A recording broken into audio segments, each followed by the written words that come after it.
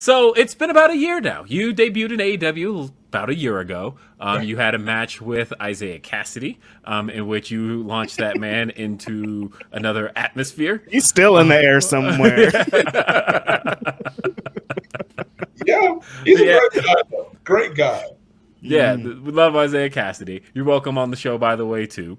But so it's been about a year. You debuted in AEW about a year ago. You were coming in for the Face of the Revolution ladder match, and here we are a year later, coming into another Revolution. Tell us about the journey of that year. You've won championships throughout this year. You became one half of the AEW Tag Team Champions with your now former tag team partner, my cousin Swerve Strickland, and you guys were a very unlikely pairing that really set the world on fire. A lot of people's match of the year last year was the match with the Acclaimed at All Out. How was this last year for you in AEW?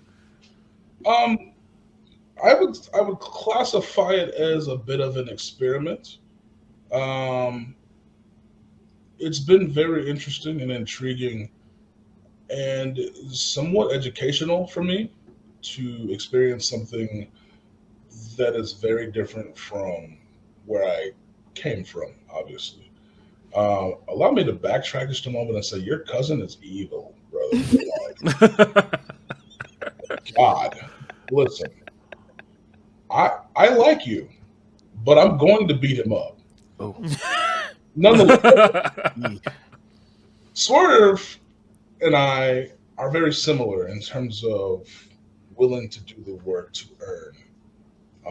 In most places, he's been in every place that I've ever been. I've never been that chosen guy. And I think that Swerve reciprocates that in a way where he's had to work to earn acknowledgments and accomplishments for himself.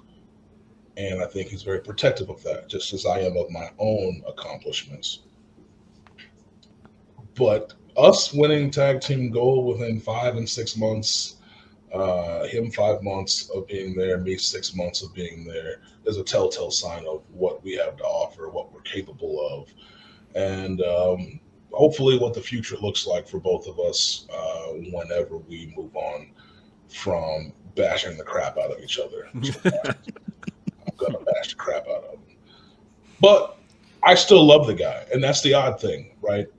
People do things to wrong you, and I have a literal diagonal scar on my chest from the cinder block that he stomped through my chest.